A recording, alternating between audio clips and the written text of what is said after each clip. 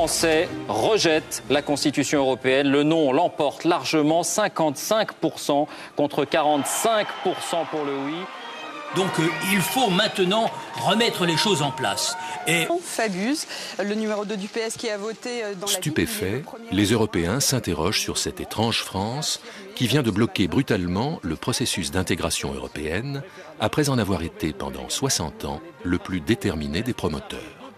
Si la politique veut dire que l'on fabrique du progrès, de la paix, non pas du bonheur individuel, du bonheur collectif, plutôt que d'entretenir des conflits, alors le projet européen, si c'est bien ça la politique, c'est le plus beau projet politique.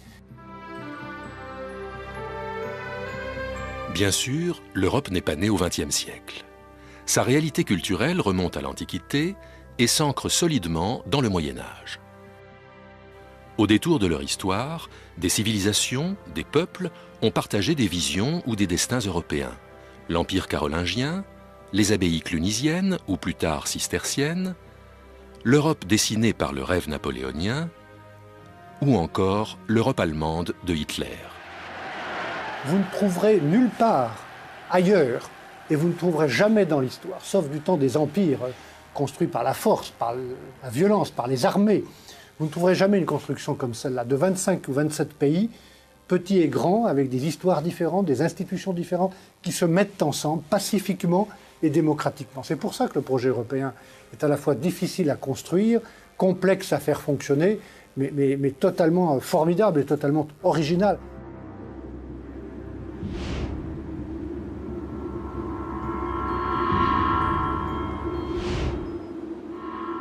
Nous avons un handicap à remonter pour faire en sorte que la France soit, comme elle le fut dans certaines périodes de l'histoire européenne, rayonnante et influente.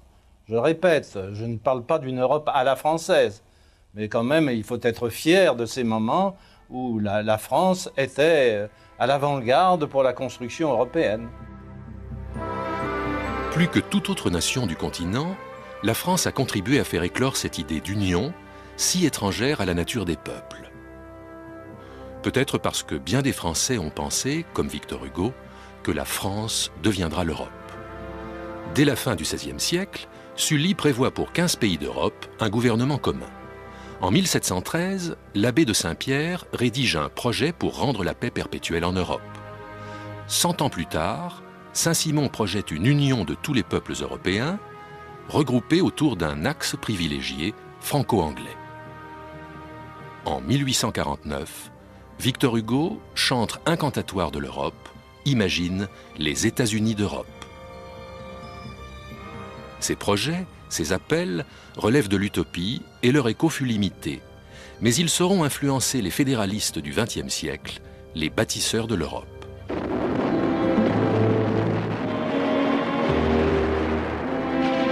Jamais un conflit n'avait provoqué autant de pertes humaines que la guerre 1914-1918. Il faut, chacun alors s'en persuade, qu'elle soit la der des der.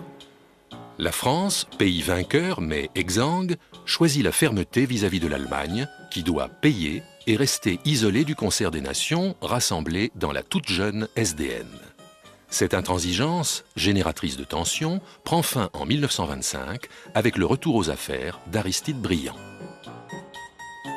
Avec son homologue allemand Gustav Stresemann, ministre des Affaires étrangères de la République de Weimar, Briand œuvre à la réconciliation de leurs deux pays. Il tente aussi d'ouvrir des voies nouvelles pour le rapprochement entre les peuples. Ainsi, en 1930, à la tribune de la Société des Nations, Aristide Briand propose une union fédérale européenne. Accueilli favorablement, son mémorandum est bientôt balayé par les événements qui vont livrer l'Europe aux ambitions hitlériennes.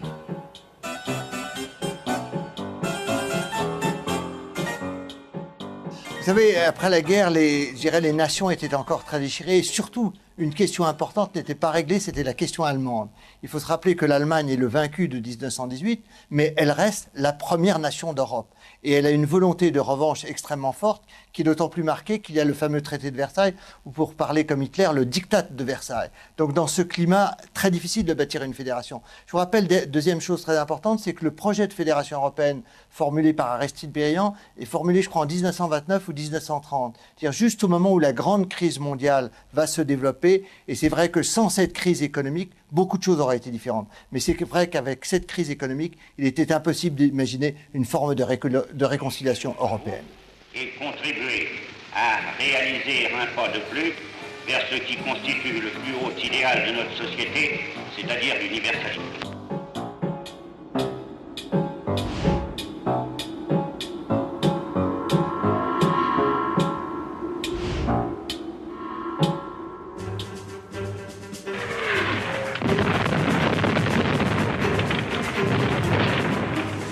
L'idée européenne ressurgira des décombres au sortir de la Seconde Guerre mondiale.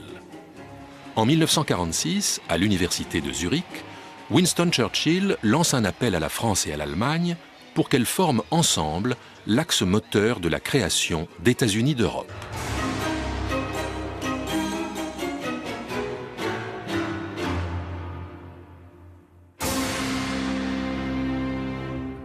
L'origine de la construction européenne remonte tout de suite à l'après-guerre.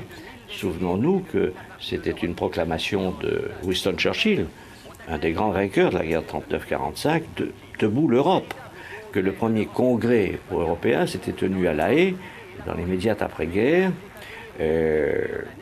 avec l'idée précisément de mettre fin au conflit sur les terres de l'Europe, mais aussi de rapprocher les peuples, les gouvernements, les États, dans l'idée d'avoir une construction d'un grand ensemble qui, déjà, dans l'esprit des promoteurs et des initiateurs de cette réalisation, visait à faire de l'Europe un ensemble, un grand ensemble de plusieurs centaines de millions d'individus qui non seulement vivraient désormais pacifiquement, mais qui pèseraient de tout leur poids sur la scène internationale face aux grands ensembles que l'on connaissait déjà, mais qui n'ont cessé de se développer depuis.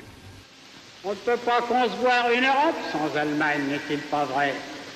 Nous sommes prêts à détruire au fond de nous-mêmes le sentiment de la rancune et à étouffer le souvenir de nos douleurs.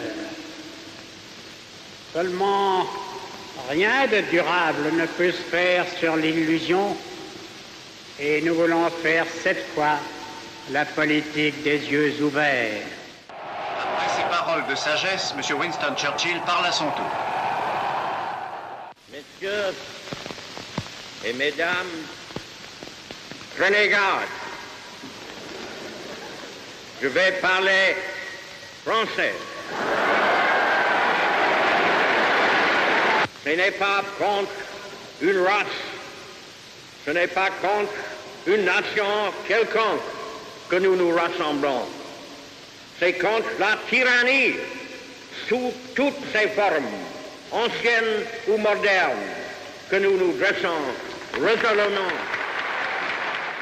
Avec l'autorité qui était la sienne, comme vainqueur de la guerre, comme défenseur de la Grande-Bretagne, comme résistant à la poussée nazie de la guerre 39-45, l'idée à ce moment-là de dire il faut lancer l'Europe, sous-entendu, en même temps, en englobant dans cette construction au départ notre ennemi de la veille, était une idée formidable, et qu'il a eu le courage d'exprimer.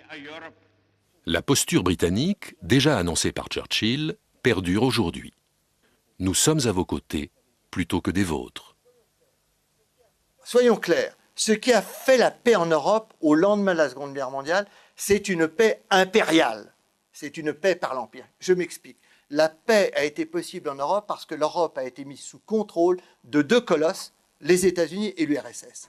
Et que ces deux colosses s'étaient appropriés ou avaient acquis le droit de faire la guerre. Désormais, le droit de faire la guerre en Europe n'appartenait plus aux Européens, ils appartenaient soit à Washington, soit à Moscou. C'est ça qui a décidé de la paix. Et c'est vrai que c'est à partir de cette paix impériale que la construction européenne propre, c'est-à-dire la dynamique européenne, des communautés européennes, a pu se développer. Alors, les véritables pères de l'Europe, ce sont probablement les États-Unis.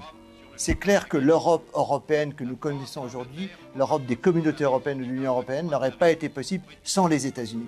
Et la chronologie était impitoyable. Il faut rappeler que si on prend la période 1945-1950, c'est-à-dire cette période décisive où la construction européenne va s'amorcer, les premières institutions dites européennes, ce sont en fait des institutions atlantiques ou euro-atlantiques. C'est l'Organisation européenne de coopération économique qui permet d'organiser le plan Marshall avec la coopération européenne. C'est l'Alliance Atlantique en 1949.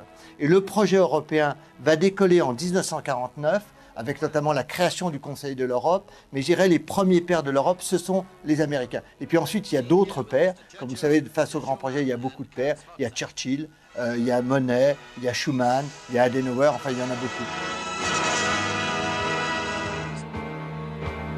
Les pères de l'Europe, ces vrais artisans, ont donc pour nom Konrad Adenauer, Alcide de Gasperi, Paul-Henri Spaak, Altero Spinelli, Walter Holstein et surtout les Français Jean Monnet et Robert Schuman.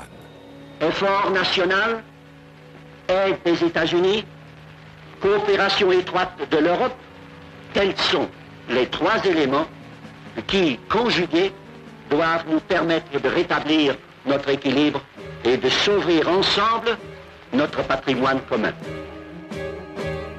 Le mouvement est lancé. Le 5 mai 1949, 10 pays européens s'associent pour créer le Conseil de l'Europe. C'est la première organisation européenne. Entre autres missions, telles que la défense des droits de l'homme ou de la démocratie parlementaire, elle s'attachera à promouvoir la conscience d'une identité européenne commune. Le 9 mai 1950, 5 ans après la capitulation allemande, c'est la déclaration Schuman, considérée comme le manifeste de l'Europe communautaire. Dans ce texte, rédigé avec son ami et conseiller Jean Monnet, Robert Schuman appelle la France, l'Allemagne et les pays européens qui voudront les rejoindre à mettre en commun leur production de charbon et d'acier, ressources alors stratégiques et hautement symboliques.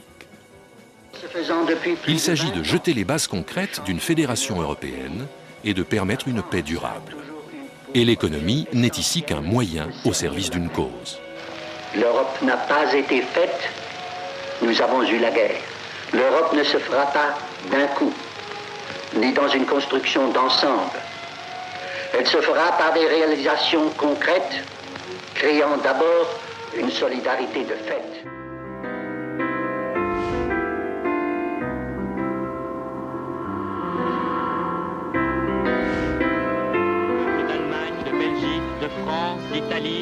Le 18 avril 1951, France, République fédérale d'Allemagne, Italie, Belgique, Pays-Bas et Luxembourg fondent la Communauté européenne du charbon et de l'acier, la CECA.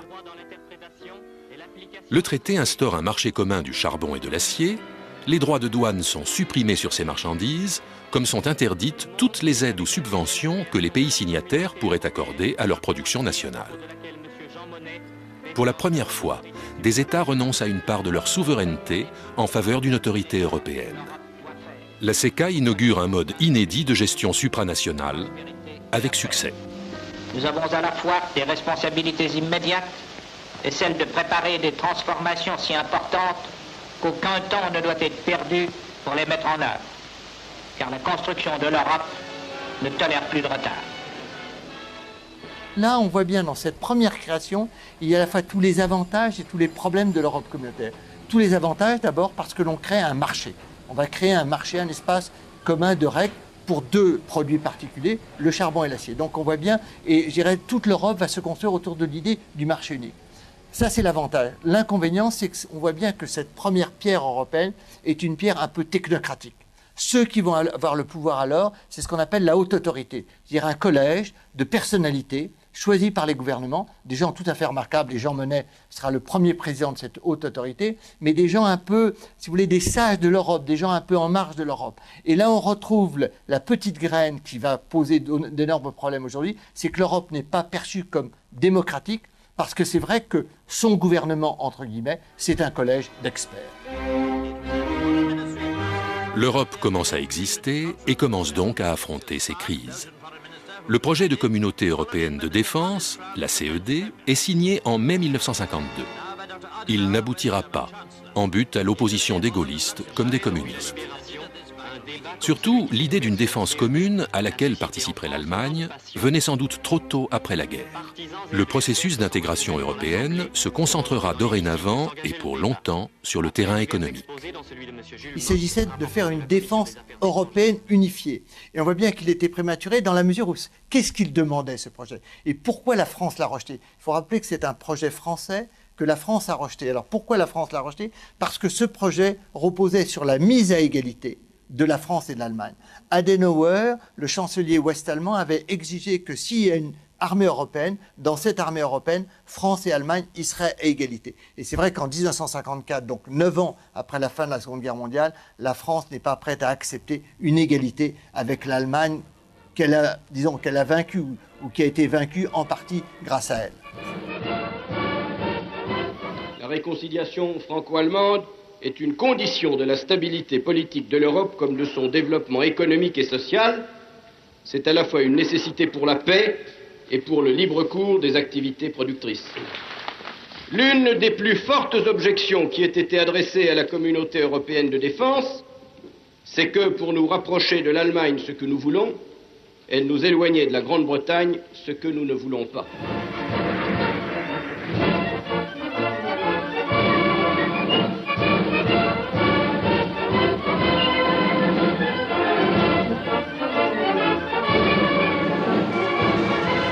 Pour compenser l'échec de la CED, Pierre Mendès France signe en octobre 1954 les accords de Londres et de Paris, qui notamment font admettre l'Allemagne au sein de l'OTAN.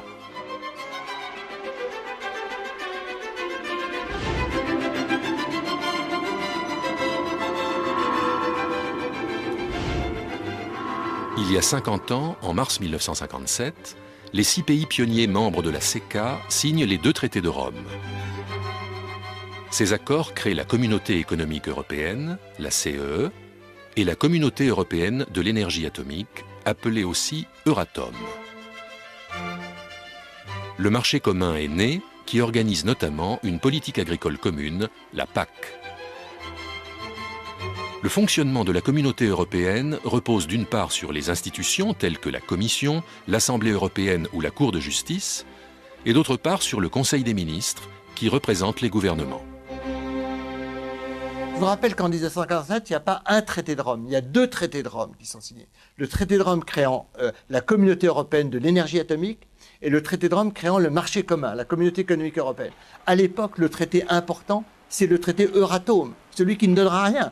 Le traité créant le marché commun est considéré comme, bon, il faut faire quelque chose ensemble. Et c'est vrai que c'est la pierre. Pourquoi c'est la pierre? Parce que d'abord, il crée un marché unique, c'est l'idée de créer un espace de libre circulation des marchandises, des services, des hommes et des capitaux. Ça, c'est la grande idée. Et deuxièmement, le marché commun permet de faire du politique sans en faire. Le marché commun, c'est du technique, entre guillemets. Or, créer un marché commun, il n'y a rien de plus politique. Mais c'est du politique, en quelque sorte, masqué. Et c'est là le génie du traité de Rome.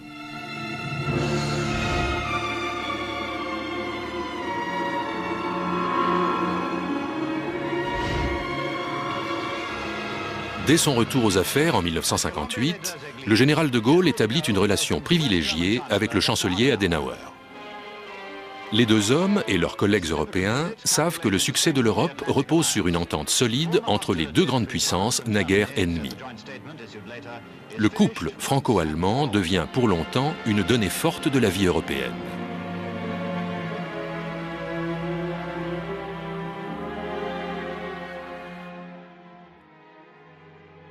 De Gaulle, malgré toutes les réserves qu'il avait à l'égard des pères fondateurs de Schuman, de Monnet, qui étaient plutôt des chrétiens démocrates, encore que je connais beaucoup de chrétiens démocrates qui ont travaillé avec De Gaulle par la suite. De Gaulle avait des réserves sur cette construction dite fédérale ou supranationale. Qu'est-ce qu'il fait en 1958 quand il arrive à la présidence de la République française? Il applique, il met en œuvre le traité de Rome, qui ne date que d'une petite année.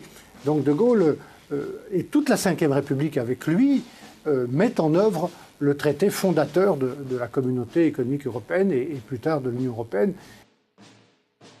De Gaulle aurait bien voulu dénoncer les traités de Rome. Il ne l'a pas fait parce que c'est un homme d'État. Il dit, bon, ces traités, la France les a signés et les ratifiés, elle doit les appliquer. Je crois que c'est la première raison, le souci de montrer que la France se comporte en État responsable, et là, De Gaulle apparaît vraiment comme un homme d'État. Première chose. Il y a une autre raison, c'est que De Gaulle sait que la France a beaucoup de mal à se moderniser, et que la France n'aime pas la modernité ni l'industrie. Et l'idée du marché commun, c'est un moyen de créer un espace de compétition, un espace de concurrence pour l'industrie française qui ne soit pas trop large. C'est vrai que c'est un espace de concurrence à l'époque entre 6 États. France, Allemagne de l'Ouest, Italie, Benelux, donc c'était un espace de concurrence limité. Et de ce point de vue-là, c'est un moyen de faire accepter à l'économie française, à l'industrie française, aux patrons français, la concurrence internationale. Sous De Gaulle, l'Europe continue donc, même si la grandeur de la France reste la préoccupation majeure. En avril 1965, un traité fait fusionner les exécutifs des 3 communautés, la CECA, la CEE et Euratom. Leurs conseils et leurs commissions sont regroupés en un seul conseil et une seule commission, basée à Bruxelles. De Gaulle avait une certaine idée de l'Europe. Le problème, c'est est-ce que cette idée reste adaptée? De Gaulle voulait une Europe intergouvernementale. Il voulait une Europe de dialogue entre les gouvernements. Il l'a exprimé très clairement en 1961 avec le plan Fouché. Il voulait cette idée d'une Europe intergouvernementale. La grande question, si vous voulez, qu'on doit se poser, c'est que cette Europe intergouvernementale n'est pas l'Europe de Monnet. À nouveau, Monnet, et la Monnet de Gaulle s'oppose, Monnet disait « si l'on fait une Europe intergouvernementale, ça ne marchera pas ». Et pourquoi ça ne marchera pas? Parce que le dialogue entre les gouvernements feront que les intérêts des États se heurteront. Intérêt français, intérêt italien, intérêt allemand, on n'y arrivera pas. Le seul moyen de créer l'Europe, c'est d'aller au-delà des gouvernements, de créer des mécanismes d'intégration, comme le prévoit la CECA ou le marché commun. Mais ça, De Gaulle était très méfiant à l'égard de cela. Est-ce que le peuple français, le peuple allemand, le peuple italien, le peuple hollandais, le peuple belge, le peuple luxembourgeois sont prêts à se soumettre à des lois que voteraient des députés étrangers, dès lors que ces lois iraient à l'encontre de leur volonté profonde? Le 1er juillet 1965, la France rompt toute négociation avec les autres États membres. De Gaulle s'oppose en effet au renforcement des pouvoirs de l'Assemblée et de la Commission et à ses répercussions sur la politique agricole commune. C'est la crise, dite de la chaise vide. 7 longs mois pendant lesquels la France refuse de siéger dans les institutions européennes. Un compromis à Luxembourg y mettra fin. La crise de la chaise vide en 1965-66 n'a rien changé de fondamental au mécanisme communautaire, puisque De Gaulle a obtenu, je dirais, un aménagement du mécanisme des décisions, faisant que toutes les décisions devaient être prises par une sorte de consensus ou d'unanimité, c'est-à-dire la structure globale des communautés européennes, avec un Parlement européen, avec une Commission européenne, n'a pas été touchée. Donc De Gaulle a obtenu un petit aménagement, mais n'a pas touché à l'essentiel. Je pense que De Gaulle aujourd'hui, je le dis avec précaution, ne tiendrait pas un discours sur l'indépendance de la France. Il tiendrait un discours sur l'indépendance de l'Europe. Les barrières douanières levées entre les 6, ce n'est pas seulement les marchandises qui ont aujourd'hui le libre passage. Encouragement à s'aventurer à travers les frontières, le marché commun du travail doit faciliter sur une vaste échelle l'équilibre de l'offre et de la demande. 2 millions de personnes sont déjà passées à ce jour d'un pays dans un autre.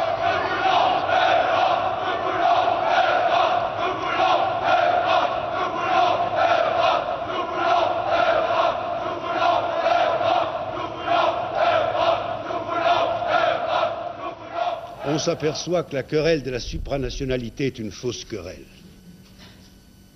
Si un jour la Confédération européenne est une réalité, il faudra bien qu'il y ait un gouvernement dont les décisions s'imposent à tous les États qui en seront membres.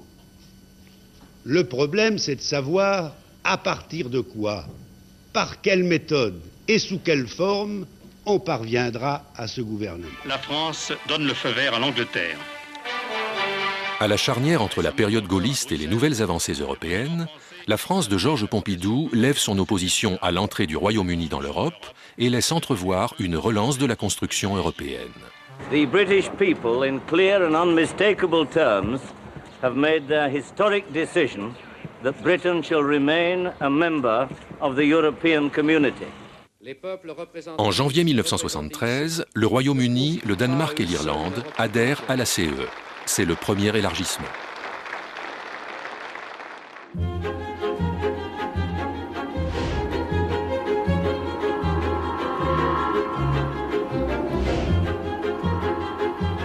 À partir de 1974, grâce à la réussite du couple que le nouveau président français formera avec le chancelier Schmitt, la France reprend un rôle moteur dans la construction européenne.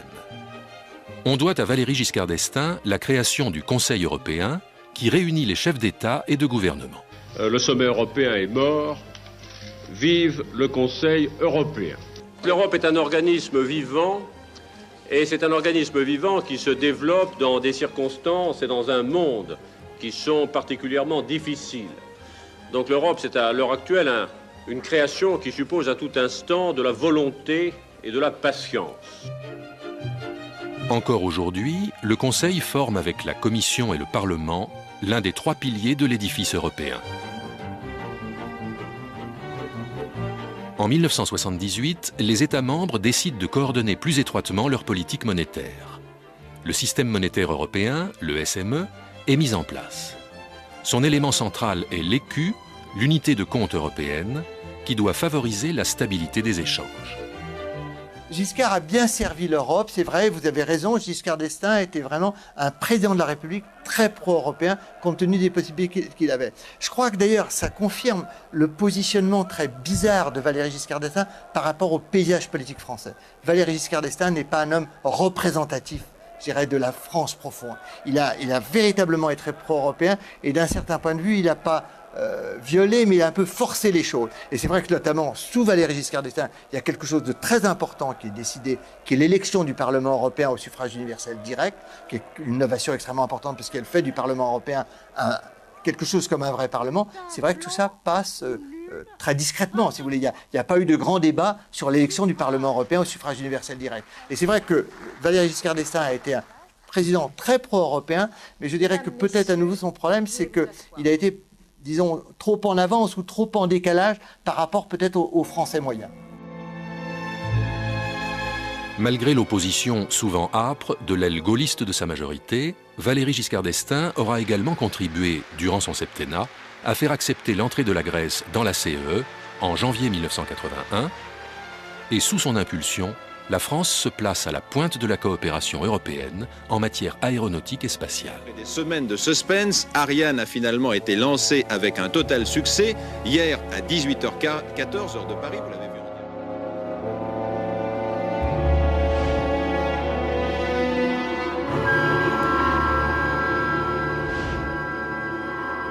Jean Monnet savait que le cheminement serait long, que les tentations solitaires ressurgiraient.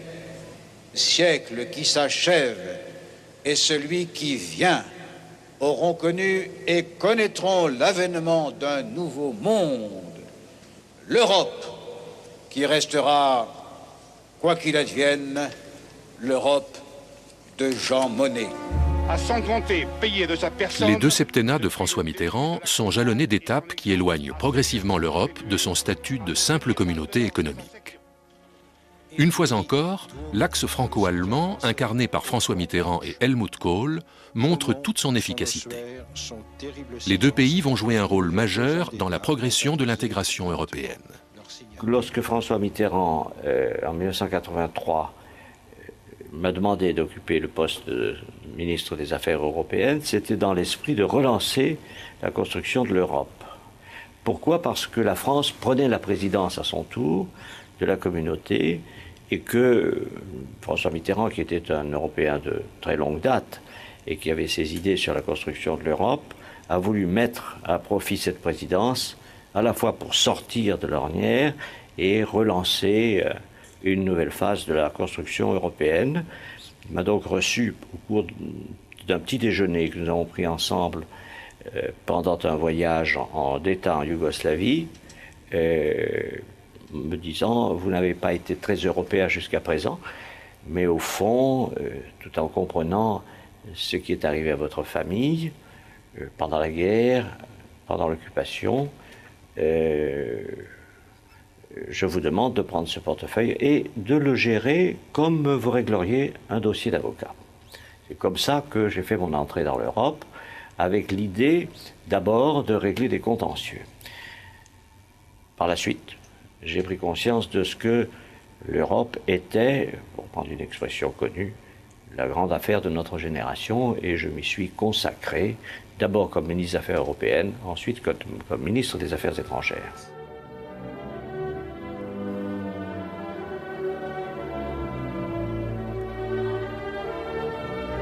L'action de Jacques Delors à la présidence de la Commission européenne renforcera encore le poids de la démarche française.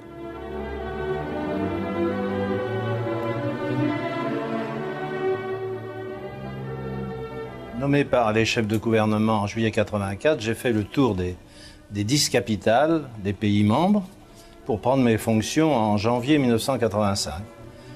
L'Europe était dans une crise due notamment à la demande du Premier ministre britannique, Mme Thatcher, de payer moins.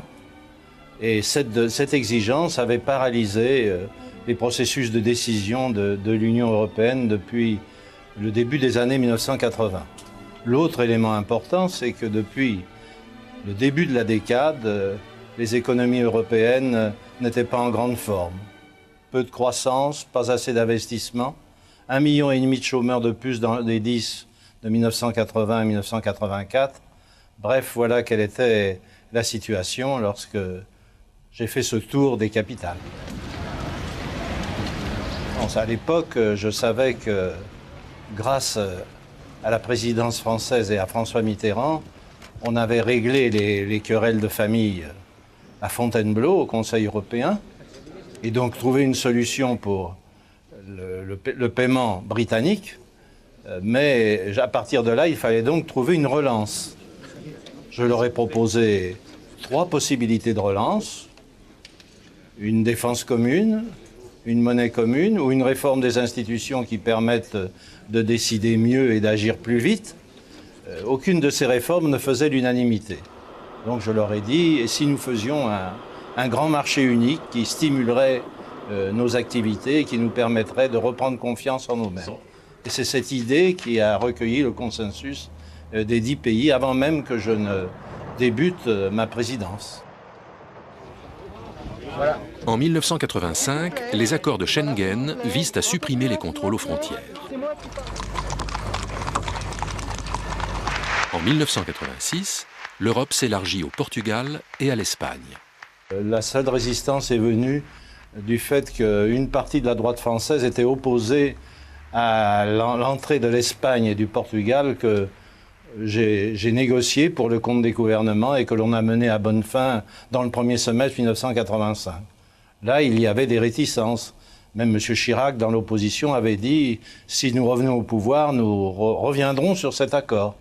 Mais pour le reste, il n'y avait pas des réticences aussi fortes que celles que l'on rencontre aujourd'hui. L'acte unique européen, signé en février 1986, donne une impulsion nouvelle à la méthode communautaire.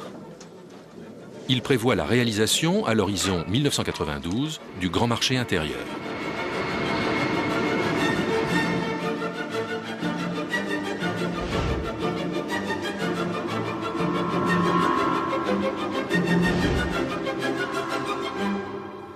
L'aboutissement de l'acte unique, c'est le traité signé à Maastricht en février 1992.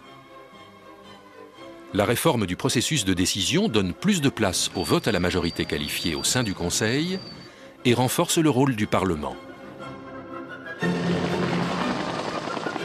Les États signataires du nouveau traité devront coopérer en matière de politique extérieure et de défense et s'engager dans la recherche d'une union politique. Avec l'Union économique et monétaire, les 12 pays membres peuvent espérer tirer le plus grand profit d'un espace économique organisé avec sa dimension sociale. Avec la politique étrangère et de sécurité commune, c'est sans doute le défi le plus extraordinaire qui est lancé à nos pays. Parler d'une seule voix, agir ensemble dans les domaines qu'ils considèrent d'intérêt commun et essentiel. Pourquoi le traité de Maastricht est-il un saut majeur? Parce qu'il crée l'Union européenne, c'est-à-dire qu'il transforme les communautés européennes, instances, disons, technico-économiques, en un véritable cadre politique. Et là, véritablement, avec le traité de Maastricht, il y a les éléments clés d'une fédération européenne. Ça, on ne veut pas le dire à Paris, c'est quelque chose qu'on ne doit pas dire. Et là, il y a un véritable saut. Et c'est François Mitterrand qui le fait. L'importance de ce traité est telle que François Mitterrand décide pour sa ratification de le soumettre au vote des Français. Le 20 septembre 1992, le référendum donne la victoire au oui et la position française entraîne l'adhésion des autres nations. L'Union européenne remplace la communauté européenne. Un pas immense est franchi. Imaginez maintenant la joie des pays de la communauté, nos amis les plus proches, qui attendaient de nous le signe dont ils avaient besoin. Imaginez la joie des autres pays européens, presque tous, qui aspirent à nous rejoindre, surtout ceux qui ont été si longtemps privés de liberté. Le traité de Maastricht organise l'adoption d'une monnaie unique. Ce sera l'euro. Il deviendra à partir de 2002 la monnaie des habitants de 12 pays. Facteur indéniable de stabilité, l'euro consacre l'aventure économique commune et deviendra très vite la seconde monnaie de référence mondiale. L'euro, c'est une création extraordinaire. N'oubliez pas que de créer une monnaie unique dans ces conditions-là, c'est extraordinaire. Pour la première fois, 12 États se mettent ensemble et créent avec une facilité étonnante l'euro. Je me souviens, le 31 décembre 2001, le passage du 31 décembre 2001 au 1er janvier 2002 s'est fait sans problème. Tout d'un coup, on a trouvé dans les banques des euros. C'est une superbe réussite. Bravo l'euro. Le problème, c'est que les gouvernements européens n'en ont pas tiré de conséquences. Ils ne se sont pas demandé quelles étaient les implications de l'euro sur le budget européen, quelles étaient les implications de l'euro sur la gouvernance de l'Union européenne, quelles étaient les implications de l'euro sur la représentation de l'Union européenne vers l'extérieur. Et là, il y a une espèce de drame de l'euro, je dirais pas une tragédie, mais un drame de l'euro, parce que les gouvernants n'ont pas voulu reconnaître que choisir une monnaie unique, c'était faire un choix politique majeur. À nouveau, la monnaie, c'est pas du technique, la monnaie, c'est du politique.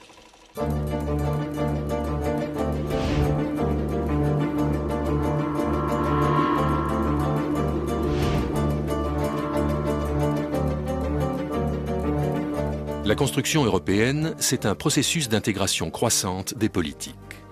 Mais c'est aussi l'augmentation du nombre des pays membres. De l'Europe des 6 en 1957, celle du traité de Rome, on passera en 2004 à une Europe des 25 et en 2007 à une Europe des 27. En 1973, le Royaume-Uni, l'Irlande et le Danemark adhèrent à la communauté européenne. La Grèce y entre en 1981, puis l'Espagne et le Portugal en 1986. 1995. Autour d'une Allemagne réunifiée, imposante, l'Europe des 12 passe à 15 avec l'entrée de l'Autriche, de la Suède et de la Finlande. Moins de 10 ans plus tard, c'est le grand élargissement. 10 pays, pour la plupart issus du défunt bloc soviétique, intègrent l'Union. Les 3 pays baltes, Estonie, Lettonie, Lituanie, la Pologne, la République tchèque, la Slovaquie, la Hongrie, la Slovénie, mais aussi Malte, ainsi que Chypre. C'est un continent qui s'est réunifié. Ce qui n'était pas normal, c'était la situation d'avant, avec un rideau de fer ou un mur de Berlin qui nous coupait en deux, alors que les peuples de l'autre côté appartiennent à la même civilisation que nous, avaient l'espoir de la démocratie et nous ressemblent. La taille a changé, une centaine de millions de citoyens en plus, mais là aussi ne jouons pas à nous faire peur. Ces 10 pays qui nous ont rejoints, la Pologne représente un pays équivalent à l'Espagne avec 40 millions d'habitants, mais la plupart des autres sont de petits pays qui, pour certains, ont la taille d'une région française, d'une ville française comme Malte, ou d'un département français comme les pays baltes représentent à peu près chacun ce que représente le département du Nord. Donc ce sont des pays qu'il était normal, moral d'accueillir dans l'Union européenne, parce qu'ils sont en Europe et qu'ils font partie de la famille, et qu'ils ont, par un mouvement populaire, choisi de revenir à la démocratie. En 2007, avec l'entrée de la Roumanie et de la Bulgarie, l'Europe passe à 27 pays membres. Longtemps, chaque nouvelle adhésion était perçue comme un succès, venant fortifier, dynamiser l'ensemble européen. Le grand élargissement de 2004, pour la première fois sans doute, fut aussi ressenti par les populations, notamment en France, comme un pas vers une Europe inconnue. Comme si les pays n'avançaient plus tous au même rythme, comme si leurs chemins divergeaient vers des Europes différentes. Et au milieu, comme si la France avait perdu son influence et son ardeur, après avoir joué pendant un demi-siècle, de manière quasi continue, le rôle de grande inspiratrice de l'Europe.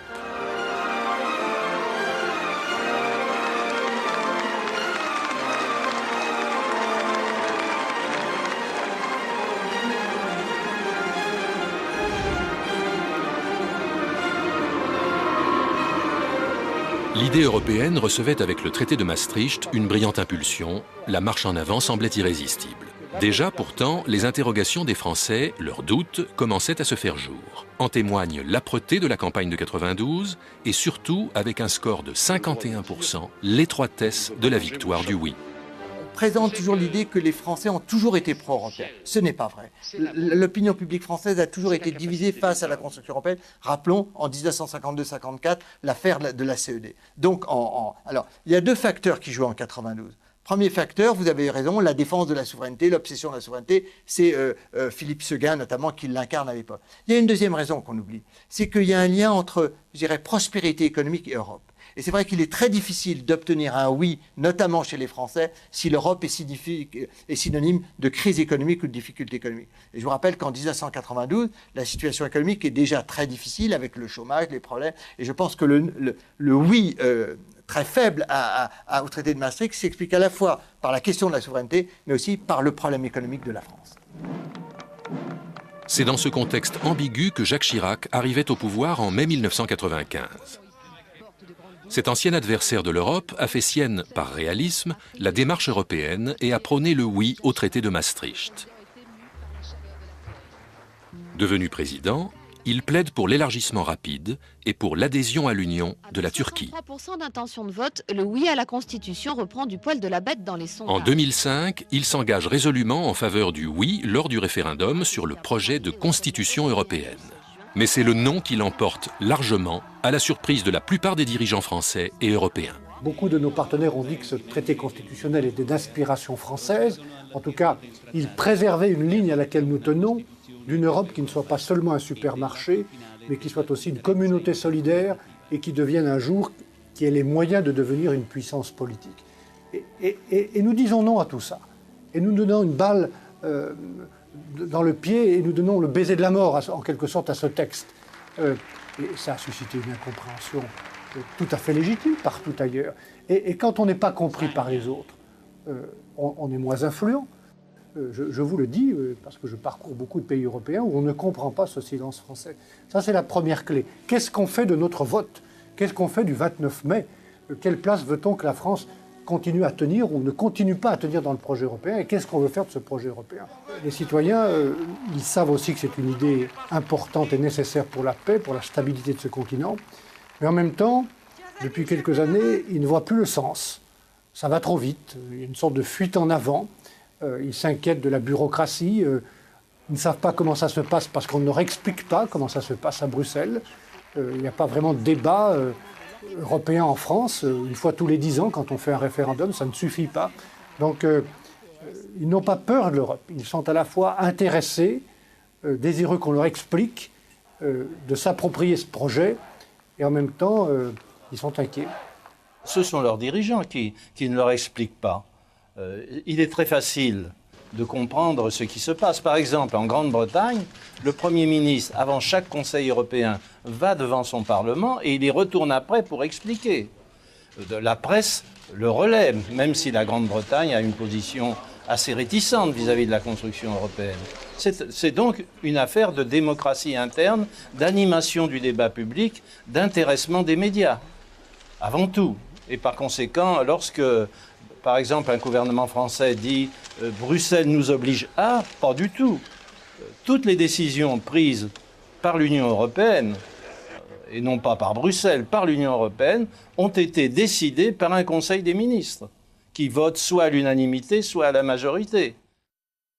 Il faut donc expliquer ce qu'est l'esprit de partage, les buts communs de l'Europe, tout en sachant, encore une fois, que beaucoup de compétences sont au niveau national. Notamment, il faut toujours le répéter, la politique de l'emploi, dans une certaine mesure la politique économique et dans une totale mesure les politiques sociales et de protection sociale.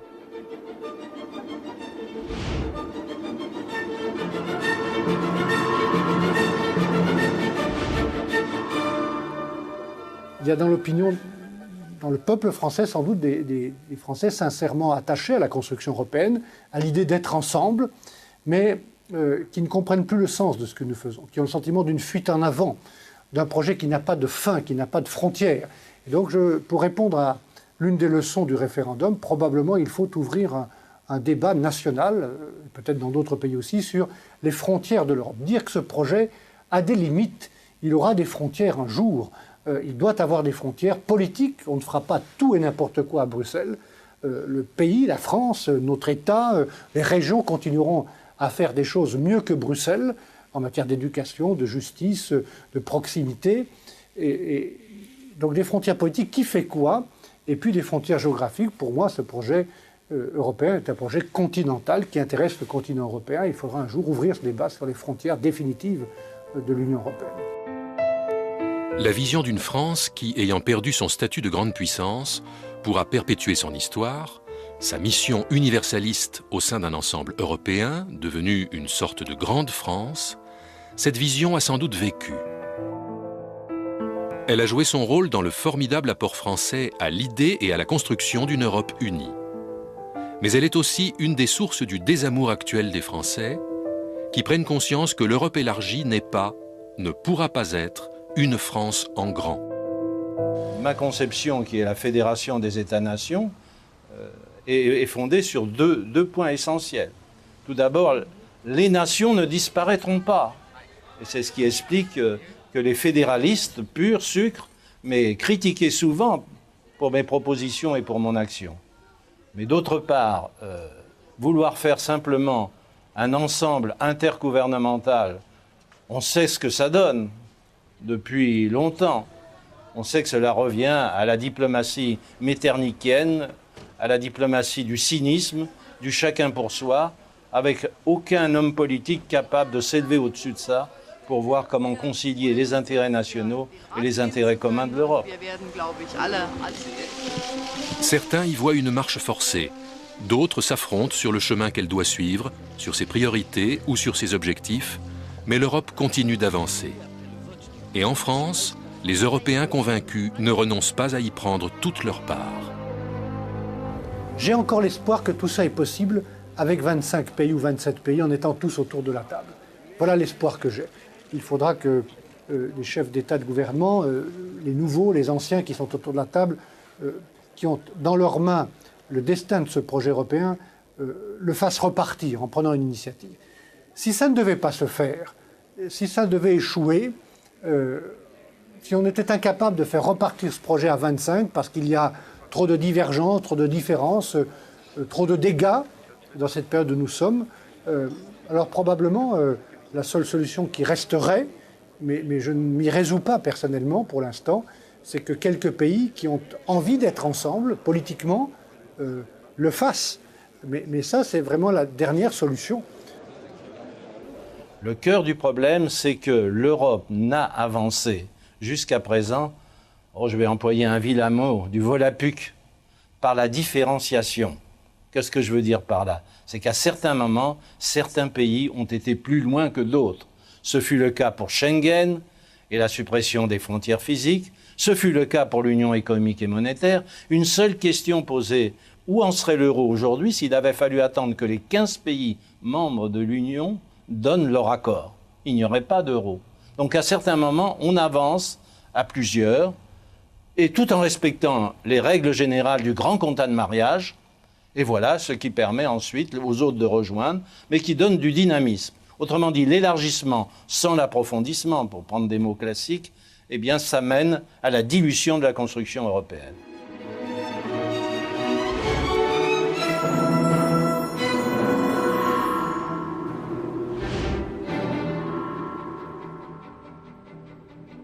Et j'ai dit un jour devant les ambassadeurs français, j'ai dit la France n'est pas grande quand elle est arrogante, elle n'est pas forte si elle est solitaire. Moi, ma conviction, c'est que dans le monde tel qu'il est, avec les États-Unis hyperpuissance et qui entendent le rester, la Chine qui sera bientôt à égalité avec les États-Unis, l'Inde qui arrive, le Brésil, la Russie qui va revenir, à cette table des grandes puissances, nous n'avons aucune chance de nous trouver si nous ne sommes pas là en tant qu'Européens. Ni la France, ni l'Angleterre, ni l'Allemagne, et bien entendu les autres pays, aucun de ces pays n'a la taille suffisante, la population suffisante, les ressources naturelles suffisantes pour être à lui seul une grande puissance. Mais je ne désespère pas qu'elle revienne sur les données fondamentales, les données de base qui figurent dans le traité de Rome, et que l'Europe, en tant que puissance politique, puissance fédérale peut-être, existe un jour avec un gouvernement, une diplomatie, une armée qui la replacera sur l'échiquier international comme elle devrait l'être. L'Europe est entre la survie et le déclin. Et ce déclin, personne n'y échappera si nous n'arrivons pas à redonner sens, optimisme, action, dynamisme à la construction européenne. Nous voulons une Europe à la fois forte et solidaire dans le monde, pouvant dire son mot et se fondant sur des nations souveraines comme la France et les autres prospères. La France seule ne peut pas y arriver. La France ne peut pas imposer ses vues aux autres. Elle doit faire des compromis dynamiques. Mais la France a intérêt à ce que l'Europe soit forte, car c'est une condition de sa prospérité